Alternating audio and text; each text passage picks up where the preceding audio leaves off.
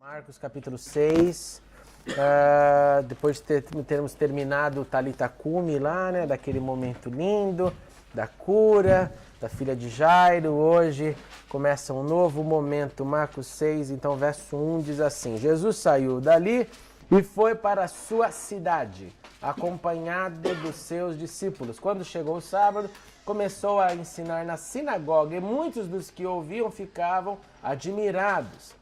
De onde lhes vêm estas coisas? Perguntavam eles. Que sabedoria é esta que foi dada? E estes milagres que ele faz? Não é este o carpinteiro, filho de Maria, irmão de Tiago, José, Judas e Simão? Não estão aqui conosco as suas irmãs? E ficavam escandalizados por causa dele. Primeira pausa que eu quero fazer é o seguinte: número 1, nós estamos falando aqui, é claro que de Nazaré, que é a cidade de Jesus. Não se confunda, porque hoje, por exemplo, se você for em Cafarnaum, você vai ter ali a placa, a cidade de Jesus, na entrada das ruínas de Cafarnaum. Mas nesse texto, porque Jesus morou em Cafarnaum, mas quando a Bíblia aqui está falando da sua cidade, ele está falando da cidade que ele cresce, né, a cidade de Nazaré. Segundo ponto importante, Jesus no sábado vai na sinagoga. Nós estamos falando aqui então de uma única sinagoga na cidade de Nazaré.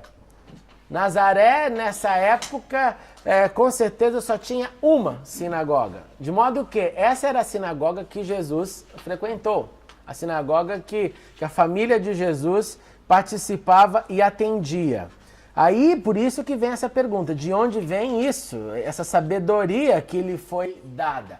Em Nazaré você não tinha possibilidade de Jerusalém, de mandar seu filho para um tutor. E aqui nós temos um paralelo lindo, né? Quem foi o tutor de Paulo? Quem foi o tutor de Paulo? Gamaliel. Quem foi Gamaliel? Uma das maiores autoridades rabínicas do mundo antigo. Gamaliel dava suas aulas, então, ainda em Jerusalém. O que mostra que papai e mãe de Paulo ou vieram com ele de Tarsus ou enviaram ele para estudar em Jerusalém. Ali era o centro do estudo e ali tinha um tutor. Agora, Nazaré, você não tinha esse tipo de agrupamento de gente que ensinava e gente que aprendia. Por isso que a pergunta é um building up, é um acréscimo um em cima do outro. Da onde vem essa autoridade, da onde vem essa sabedoria? Aqui, desse meio aqui não é. Desse meio aqui não vem, porque os estudiosos estão lá embaixo. Um outro ponto muito importante, o reconhecimento dos milagres. E esses milagres, ele está fazendo coisas sobrenaturais. Então a gente não sabe a fonte, não sabe de onde aprendeu, mas estamos constatando a verdade. Aí um outro ponto lindo. Verso 3, não é este o carpinteiro, filho de Maria, irmão de Tiago, João, dá o nome dos irmãos, tá? Agora, por favor, se você olhar esse mesmo texto, não é este... Quer ver? Nós vamos abrir... não é este o filho de Maria... Você vai ver o seguinte, a diferença da narrativa entre Marcos e Mateus. Abre para mim Mateus capítulo 13, 55. Mateus 13, 55, lê esse verso e me fale qual a diferença entre Mateus 13, 55 e Marcos 6, 3. Tem um ponto aí muito interessante. Lê alto primeiro pra gente, qualquer um que achar. Não é este o filho do carpinteiro? O nome de sua mãe não é Maria e não são seus irmãos Tiago, José, Simão e Judas? Leio de novo para comparação Marcos. Não é este o carpinteiro, filho de Maria, irmão de Tiago, José, Judas, Simão? Qual que é uma diferença importante que tem nesse texto? Esses dois textos. 13,55. Eu não entendi. 13,55. Aqui ele coloca Jesus como carpinteiro. E aqui ele coloca o pai de Jesus como carpinteiro. Exatamente. Marcos define aí literalmente, é o único que define Jesus como carpinteiro. Trabalhou. Mateus, o filho do. O que na mente do mundo antigo também não. O filho geralmente segue a profissão do pai. Mas Marcos deixa explícito. E nós estamos falando do carpinteiro. E quem está falando isso não é a voz de Marcos, é a voz do povo. Né? Não é este o carpinteiro, é o povo falando. O povo está perguntando. O que é interessante, o que afirma, exatamente, conhecia a sua família, conhecia os nomes dos seus irmãos. Um outro ponto interessante, de irmãos aqui nós temos Tiago, José, Judas, Simão, 4, certo? E estão conosco as suas irmãs. No mínimo Jesus tinha então 2 irmãs, porque é plural, talvez mais. De modo que a família de Jesus, os filhos, todos juntos, eram no mínimo 7. No pior cenário, eram 7 pessoas. Jesus e mais 6. Interessante. Né? Você fala, oh, caramba, qual era o molde? Como que é crescer? E aqui é outro ponto legal. Como que é crescer numa família grande? Como que você... qual é a diferença de uma família que tem um filho único e uma família com 6, com 7? A gente não sabe exatamente quantos. O que mostra que Jesus ficou ali no meio dos seus irmãos, né? E Jesus o primogênito, e que a sua função de carpinteiro foi primeiro no molde da subsistência, de dar continuidade para o suprimento da família. Esquece toda a parte espiritual agora. Pensa literalmente, José, pai de família, Maria, sua mãe, precisa dar comida para esse bando de esses meninos, essas meninas. Então, o primeiro filho em linha tem que seguir a profissão do pai, porque o ganha-pão vem por aí. Não vem por outro lugar. Número 2, no meio de uma família grande, é mais fácil você se esconder no meio de uma família pequena. Então ele era mais um, ali no meio da gritaria. Um outro ponto importante, que Jesus com certeza foi uma criança, um adolescente, um jovem normal, que teve que aprender como todo mundo aprende. E aqui, o que a gente sabe é que a lei, os ensinos básicos das escrituras, ele recebeu em casa. Isso era tarefa de pai, passar para o filho, para os filhos. A mãe cuidava dos afazeres, a mãe cuidava de todo esse perfil que mãe tem por toda a história, mas o pai cuidava dessa instrução. O pai então ia pegar os meninos e falar, vamos para a sinagoga, galera. Não tem conversa. As meninas podem até ficar em casa, porque a função delas é aprender com a mãe, mas vocês vão ter que ir comigo. Então vai montando o quadro que Marcos está dando para os seus primeiros leitores. Verso 4. Jesus lhes disse, só em sua própria terra, entre seus parentes, em sua própria casa é que um profeta não tem honra.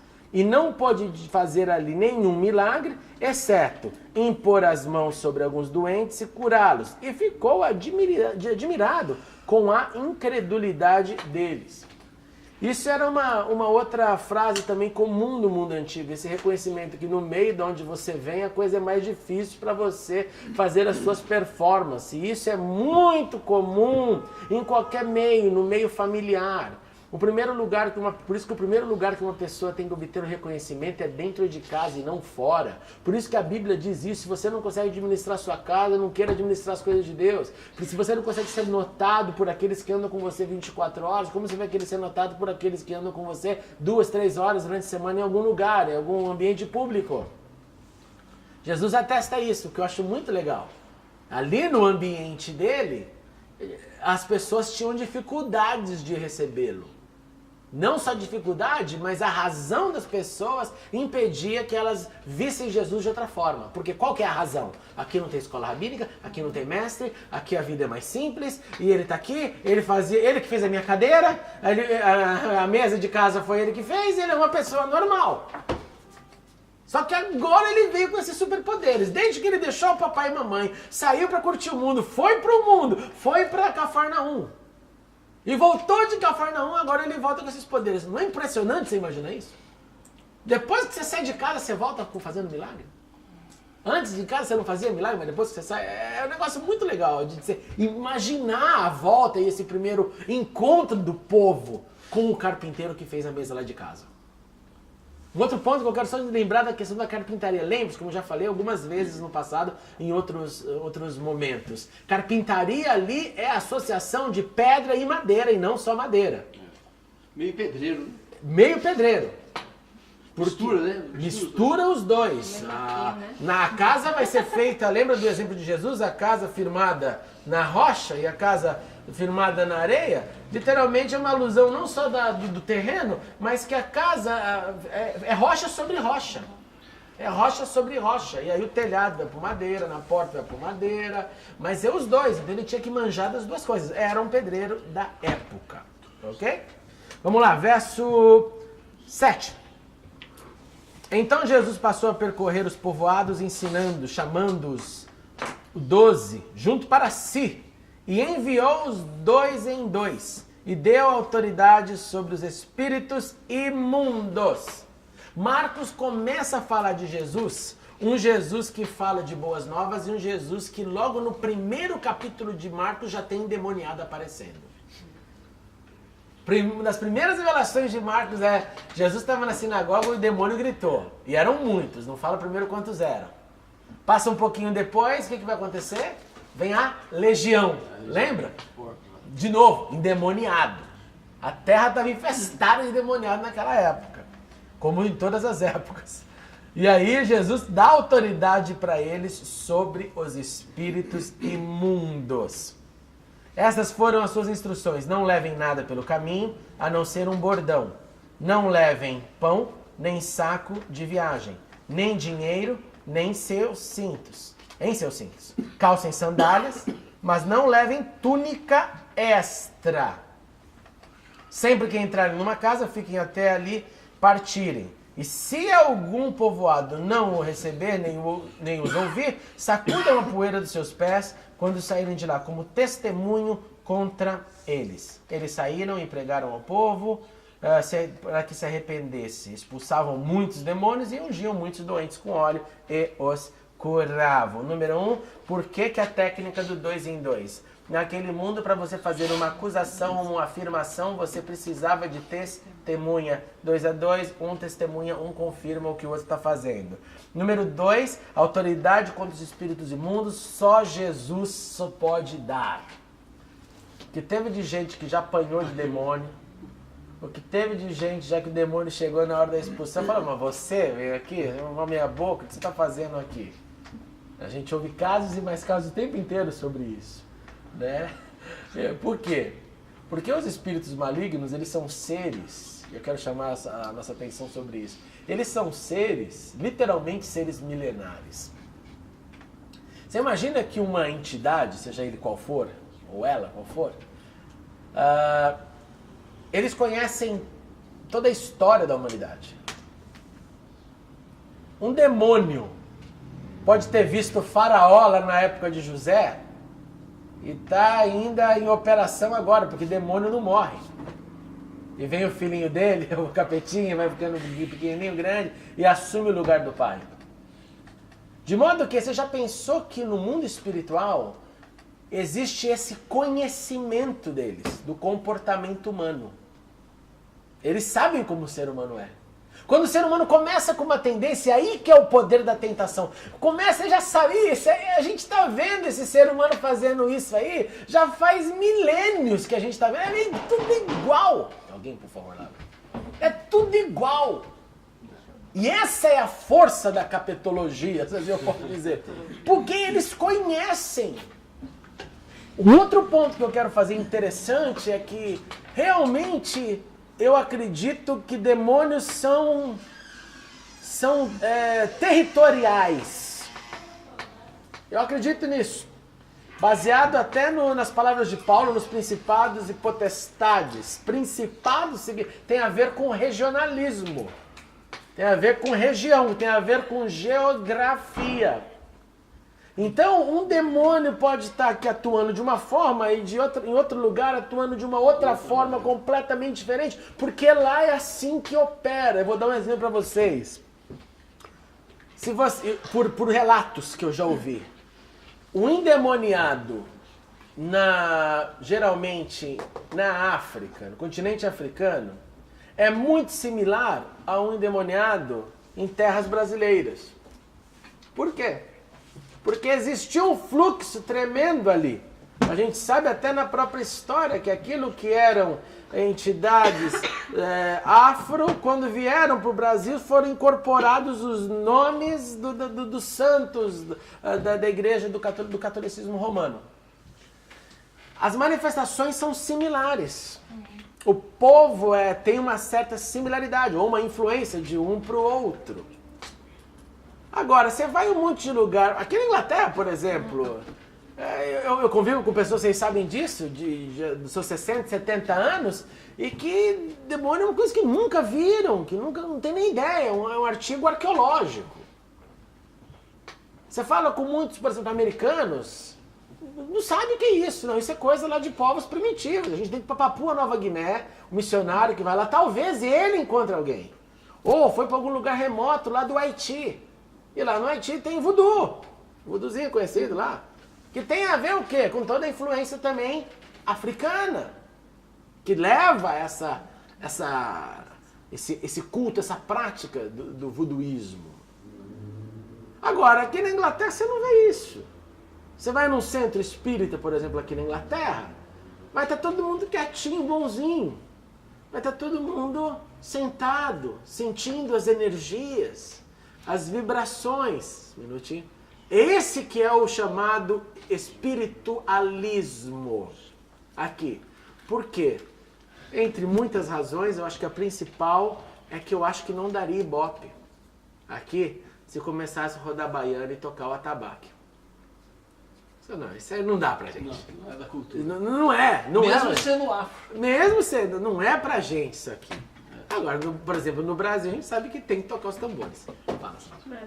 Era essa a diferença que eu fazia. Uma coisa é o centro espírita, Sim. e uma outra coisa é um terreiro de umbanda. Sim, São, sim. São dois ambientes São diferentes. dois ambientes diferentes, mas ambos falam do mesmo mundo da espiritualidade.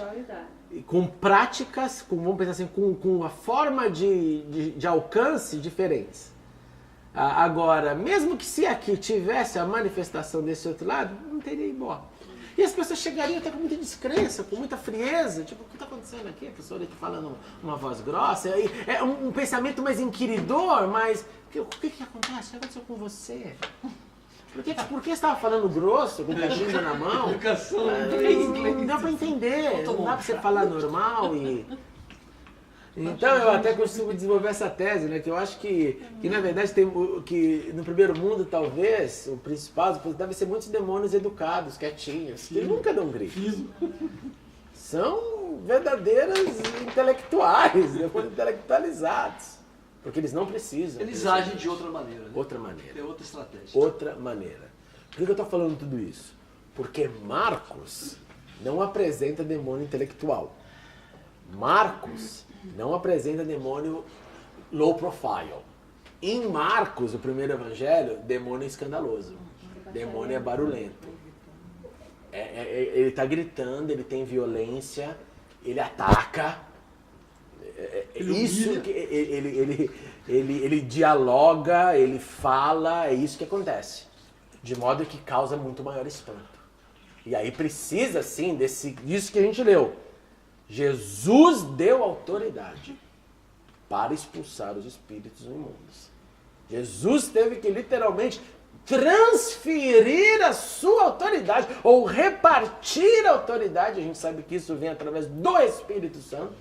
E é muito bonito porque Marcos não está aqui desenvolvendo nenhuma tese sobre o Espírito Santo ainda. Ele simplesmente está dizendo o quê? Jesus deu autoridade. Agora, como que se dá uma autoridade? Quando Moisés deu autoridade para os anciãos que iriam julgar, trabalhar com ele, literalmente a ideia é essa, que o Espírito que estava em Moisés, o Espírito de Deus que estava em Moisés, foi ali também distribuído para aqueles que estariam na liderança com ele. E aqui, então, em Marcos, da mesma forma. Jesus está falando, é isso que vocês vão de dois em dois, vocês vão sair para proclamar, mas vocês precisam de uma autoridade espiritual.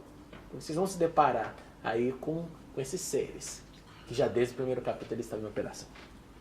Um outro ponto muito interessante Você não acha que tem alguma coisa estranha nessa afirmação, nessa direção que Jesus dá?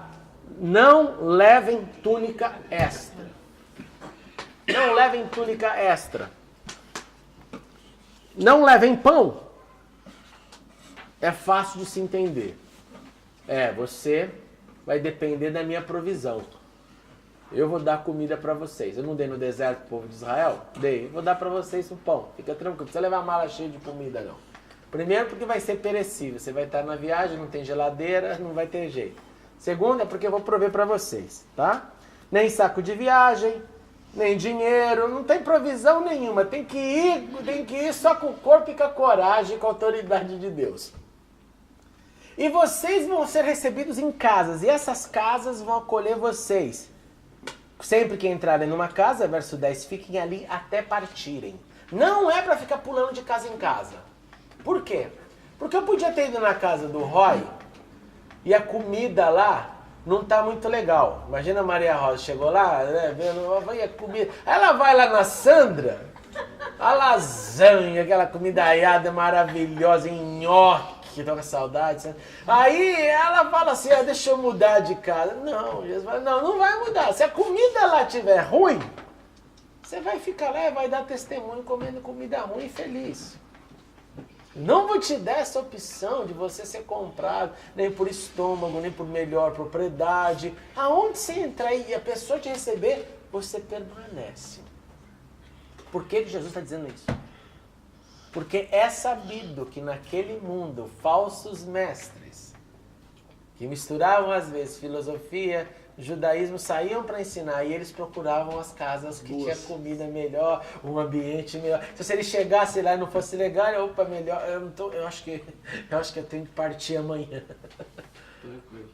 E pegava mal, porque você está desdenhando, né, daquela família.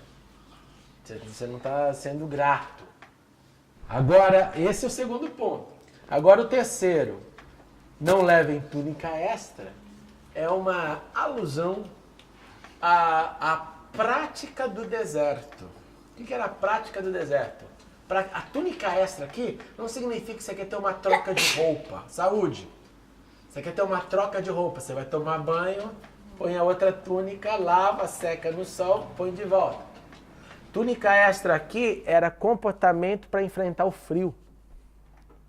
À noite, se estivesse cruzando um deserto, ia bater o frio. A túnica extra era para você se agasalhar.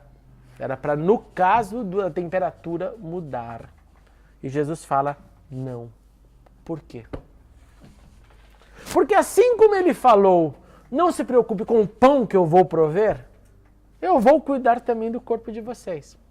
Eu vou cuidar de onde você vai passar a noite. Eu não cuidei, presta atenção, gente, é o mesmo dispositivo do deserto. Eu não dei o maná, eu vou dar para vocês. Eu não sustentei lá o povo, eu vou sustentar vocês.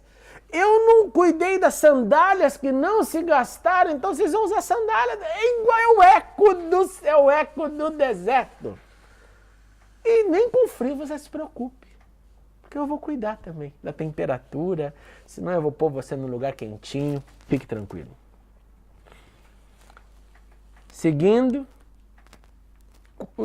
se alguém não recebê-los, nem ouvi-los, sacudam a poeira dos seus pés. E aí vem um negócio, na minha opinião, dramático. Porque em outro texto nós vamos ter aquela frase dura, que é que Jesus teria mais compaixão de Sodoma e Gomorra do que alguém que não parou para ouvir.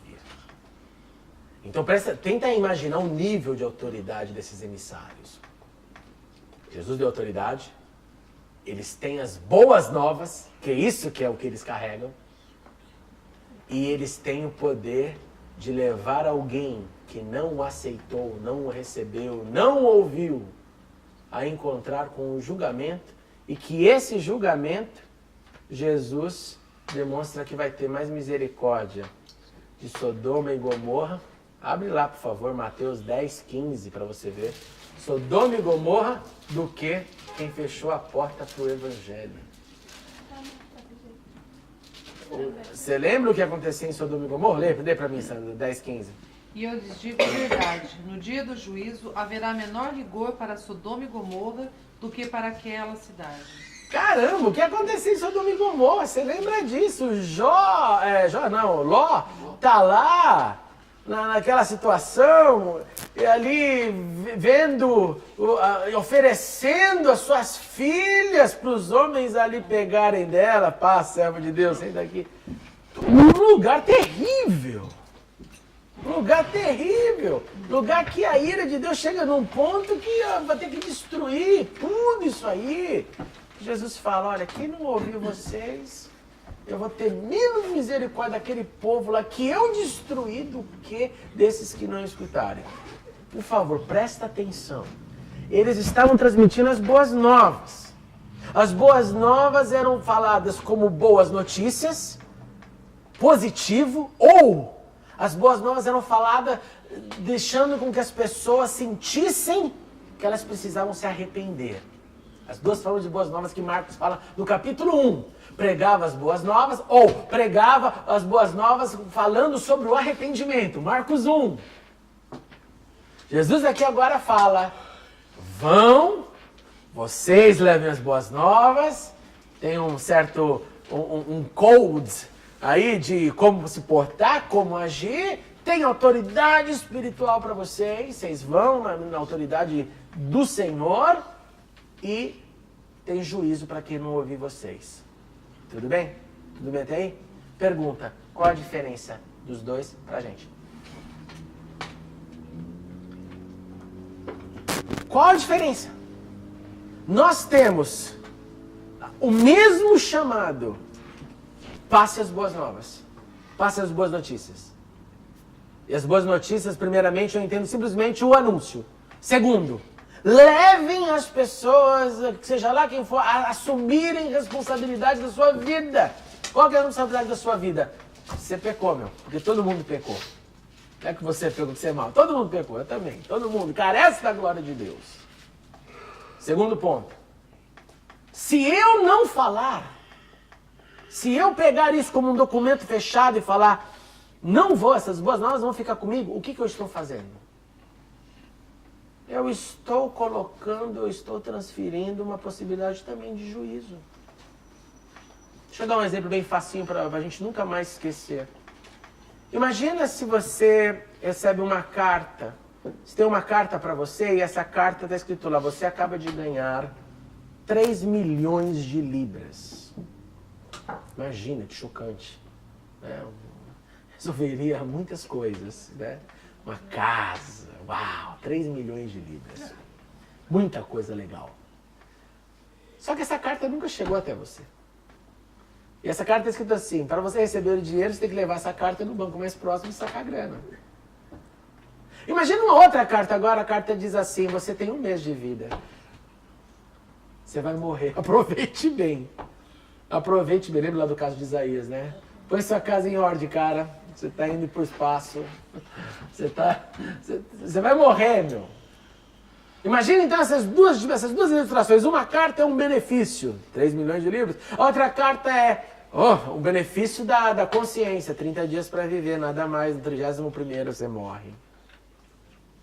E você segurando ela para entregar para a pessoa. Vou entregar a recompensa ou vou entregar a sentença? Traz agora para a responsabilidade das boas novas.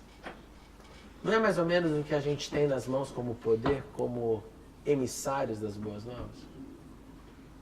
Porque se você fala, você está dando uma recompensa sem preço, que é a transformação de alguém.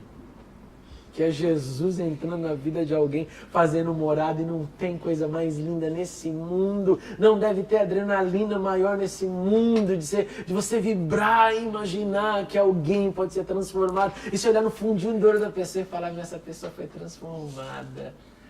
E você tem essa alegria, fui eu que levei, eu me esforcei, eu me exercitei, eu fui atrás, eu ajudei.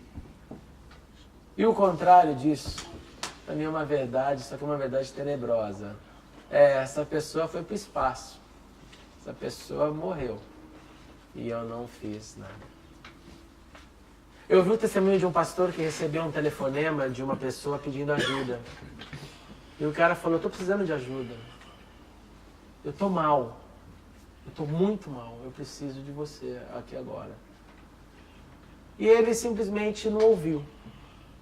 Falou, não, vai passar, vai passar, vai passar, vai passar. E o tempo passou um pouquinho. Aí passou mais um pouquinho. E não teve encontro. Não teve. A pessoa teve lá os seus motivos. Passou um pouco mais, parece que um tempo assim de 1 mês, 40 dias. O outro camarada do outro lado lá se suicidou. E esse pastor conta, eu conheci esse pastor pessoalmente, como foi duro viver com essa dor. Como foi duro viver com essa dor. Eu tinha as ferramentas. Não importasse se depois ele também fizesse o que fez, mas eu fui lá como emissário das boas notícias. Eu tentei dar boas notícias e falar, vai por aqui, porque, gente, todo mundo sabe, é garantido que você vai falar, que você vai transmitir, que alguém vai ouvir com certeza absoluta? Jamais. Agora, a certeza nossa absoluta tem que ser, nós também fomos enviados. Nós também fomos empowered, nós também recebemos o poder de Deus para ir sobre o mundo espiritual. Agora, se eu não vou, eu estou segurando a recompensa. Ou talvez esteja declarando a morte no final. O texto aqui agora vai para a fase do verso 12, que eu acho que é a parte linda, que ele simplesmente vai terminar, concluir dizendo, eles saíram, Marcos 6,12, eles saíram, pregaram ao povo que se arrependessem, expulsavam muitos demônios e ungiam muitos doentes com óleo e os curavam. Em outras palavras, eles obedeceram. Eles anunciaram. Olha, tenta fragmentar esses 2 versos. Eles saíram, em outras palavras, eles agiram. Número 2, eles anunciaram. Número 3, o conteúdo era arrependimento. Número 4, a autoridade que eles tinham ganhado no mundo espiritual contra os demônios foi exercida. Número 5, eles ungiam os doentes com óleo. Lembra que o óleo aqui era a prática normal. Ter olhinho em casa para passar, era como pomada minâncora, você passa em tudo quanto é coisa, que cura, que dá um jeito. E o resultado veio e os curavam. A coisa acontecia. Eu acho que esse primeiro momento aqui de Marcos tem que nos incentivar a, no mínimo, olhar para essa identificação. Eu também recebi o poder de Deus para fazer isso. Eu também tenho uma forma de fazer isso. Eu também preciso fazer isso. Eu não posso me acomodar e achar que está tudo bem, porque não está. Porque Deus, pela sua misericórdia, me fez e te fez o emissário das boas novas. Que nós sejamos eles, para a glória de Deus.